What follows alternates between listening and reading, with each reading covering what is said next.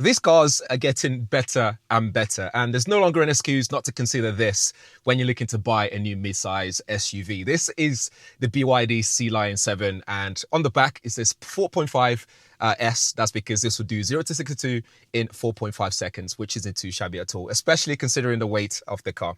But before I get too much into that though, let's start with the design of the car because this looks absolutely fantastic. I think everything about this car is lovely when it comes to the design and the premium quality that you actually get inside and outside of this car. Starting with the front, you see that the car looks pretty good. It looks very athletic as well. I love the headlights. I love the design. It makes it look very modern while still keeping in line with BYD's design language. Then we move over to the side, we'll see the badge on there that says BYD Design. That's because we get this in 3 different trim levels. So we have the comfort, we have the design, and we have excellence as well. Excellence one just gives you 20-inch alloys. You get Napa leather inside of the car as well. But the design also gives you a lot of these things as well. So there's not too much to worry about there. With this one, we get 20-inch alloys on this, although it comes as standard with 19-inch alloys.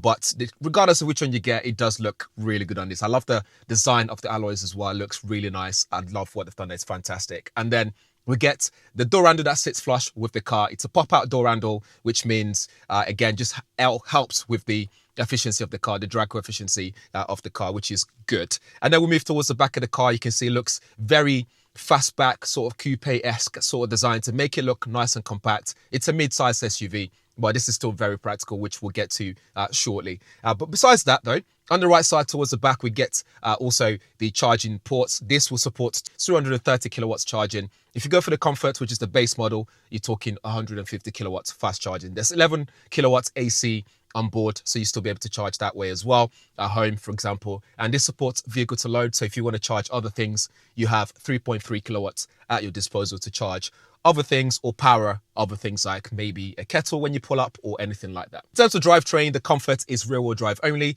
The design and the Excellence version will come in all-wheel drive versions. So pick wisely, depending on what you want. But I think for me, I would go for the design one because I think that just hits the sweet spot when it comes to everything that you get as a package. Moving over to the back, we get a really nice design again. We get that nice boot lead spoiler, which I don't think adds anything to the way the car drives in terms of the dynamics, but I think it just adds to the styling of the car. This is the polar white color as well. So all around, I think looks really good.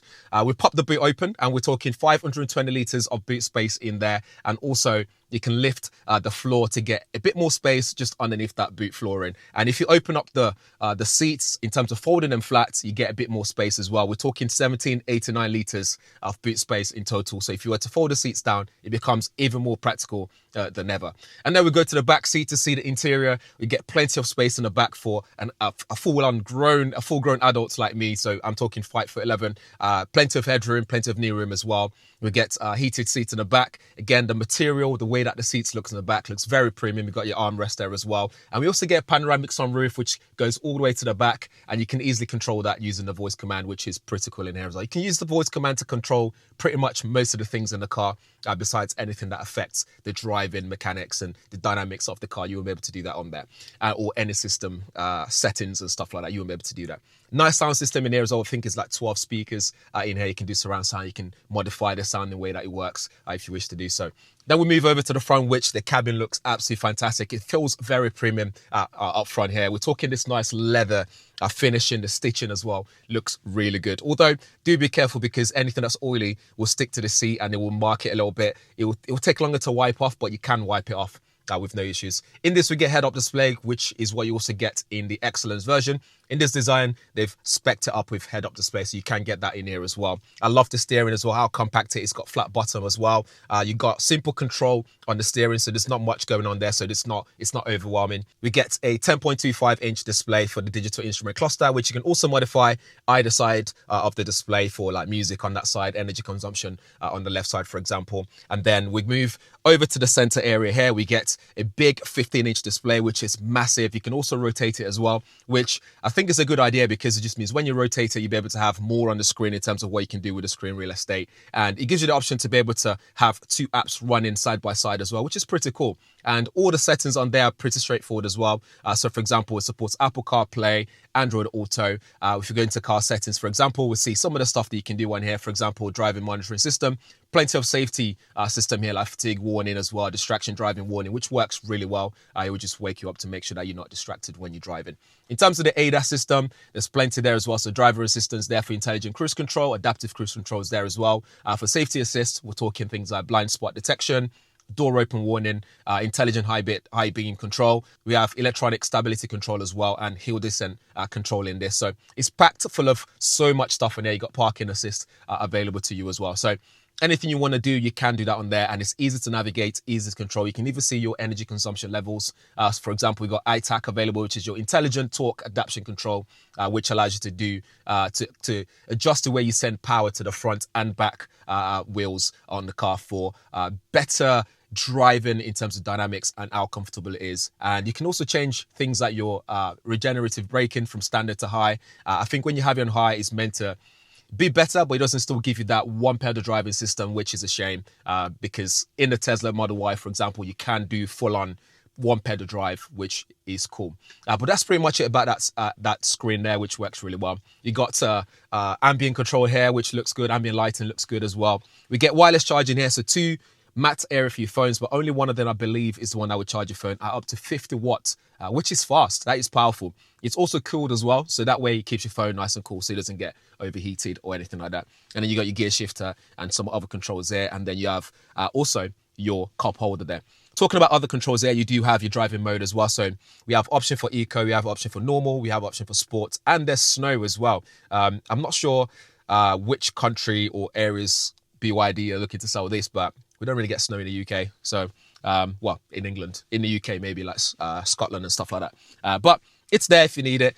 So no worries there. Underneath there, there's more space as well, which also houses 2 USB-C ports and a micro SD card port, which means you can store video files onto that SD card there.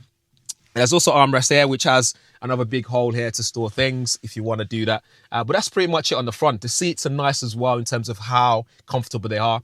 It supports your sides very well. And also, I love the design of it. The finish in the leather that they've used, the vegan leather, and the stitching looks really good. So I think overall, they've done really well in terms of the design of the car and being able to just get in here, get on with it straight away, and it still feels premium.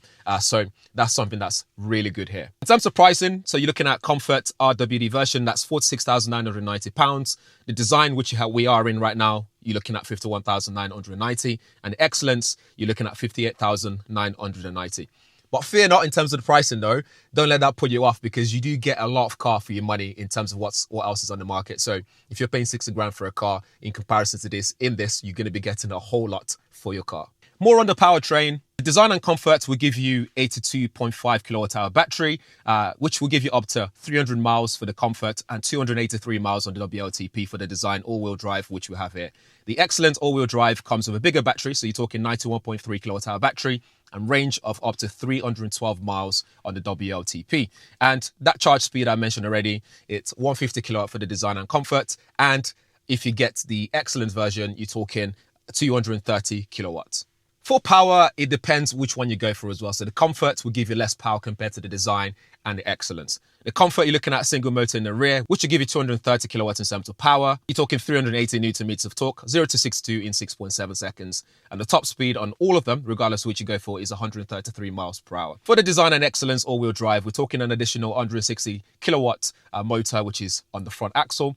And that will give you 390 kilowatts power, 690 newton meters of torque, again, 133 miles per hour, and 0 to 62 in 4.5 seconds. And regardless of which one you go for, you get a heat pump as standard as well, which is good. We have LFP battery technology, which is good for safety. And this, talking of safety, this actually have a 5-star Euro NCAP rating as well. And the way that is mounted means low center of gravity. You get a nice cell-to-body sort of design as well, which allows for that rigidity and also, again, low center of gravity. But anyway, I think they've done well in terms of designing this very well. So let's take it on the road and see what that feels like whilst you're driving. So let's talk about how well this drives, because I think if I was in a room with the engineers and when they were designing this car, I would say the first thing or the priority for them is making sure that this is an excellent car when it comes to how comfortable it is. And that it is exactly. When it comes to going over speed bumps and, you know, all that kind of stuff, potholes, that kind of challenges that you'd face on a day-to-day basis, this just absorbs it very well. It's just nice and comfortable. When it comes to the side bolsters on the seats, it keeps you in place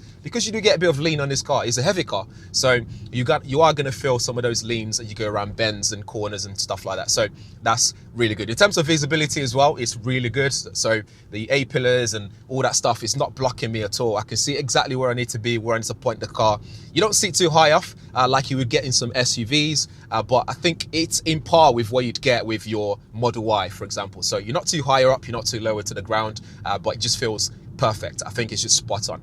If you're going to be driving this around town on a day-to-day basis, I think you're going to get on with this really well because you get different drive mode like comfort mode, sport mode, etc. But what you need to bear in mind though, this is not a sports car, so it's not going to be handling corners on countryside road like you would in a sports vehicle. So, but having said that though, it still does really decent. You know, it's still. Let me just if I do this, I know you guys can't see right now, but the way that feels is it just handles it really well. It's still kind of nimble. It's not as agile as you get in a sports car. The chassis doesn't become as, any stiffer in sports mode or anything like that, but it still feels really comfortable to drive and fills you with confidence. So there's no issues there at all. The steering ratio could be better, but I think, again, like I said at the start, bearing in mind that this is probably a car that's designed to be really comfortable, that's not something that they're probably worried about in terms of that steering ratio. I think it's more so that it's nice and comfortable, and when you're doing the steering, when you're turning, they don't want you to feel any strain. It doesn't have to feel strenuous, and it's just comfortable in that sense as well. In terms of handling, I think I touched on that a little bit already, but I think the key thing here is it handles better for day-to-day driving. Again, like I said, it's not a sport vehicle, so it's not going to do some of those things and in terms of handling when it comes to a sports vehicle. But I think they've nailed it in terms of making sure that the dynamic still feels good to drive, fills you with confidence, so you don't have to worry about anything. It's got nice 0 to 62 numbers. This, you're talking 4.5 seconds for the excellence. And with that 4.5 seconds, it means you can move off the line with no stress. You get 133 miles per hour top speed. I don't think anyone actually needs that, to be honest, but it just means that you don't have to worry about, can I reach top speeds on the motorway? It would do that comfortably well. In terms of consumption, I've been getting around 36.4 kilowatts per hour when it comes to the range. So the range is something that's also good about this car. Your Tesla is no longer the king when it comes to the range. This will give you a decent amount of range per price point as well. So this is a really good vehicle in that sense. When it comes to the safety, there's loads of safety equipment here to make sure that you're on the road in a safe manner. And also you can adjust the regenerative braking stuff, although it doesn't give you one pedal driving. So if I took my foot off, I'm still fully rolling. It rolls nice and slowly, but it doesn't give you one pedal driving, which is a bit of a shame. I wish that was there. That's something I've gotten used to in the Model Y, which I reviewed quite recently as well. So I think on the market, when it comes to the competition on the road right now, this is definitely up there. So overall, I think they've done a really good job in terms of the design, the driving dynamics. Although the driving is not as sporty as some people might like it, I think the key thing is this is a comfortable car to ride, and it's got good range as well, good 0 to 62 numbers, good top speeds. And the only issue I foresee when it comes to selling this in the UK would be £60,000 for that badge.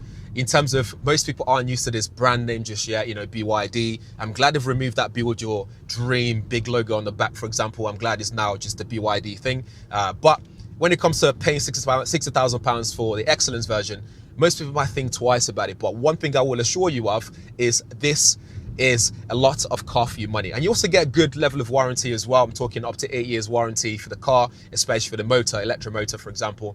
It's 6 years otherwise. So you get a lot there, and they also assure you by giving you a good amount of warranty, which some bigger brands out there don't even offer you that level of warranty. I'd say just, if you're thinking about getting one, just book a test drive, take it on the road, see how you feel. But I think this is a fantastic car. I even love that 50-watt wireless charging. I think they've done a great job at sticking loads of things in the car for the price point. But over to you. Let me know what you think in the comments below. Any questions you have, let me know as well. I'll do my best to answer your question. And thanks for watching. See you in the next one.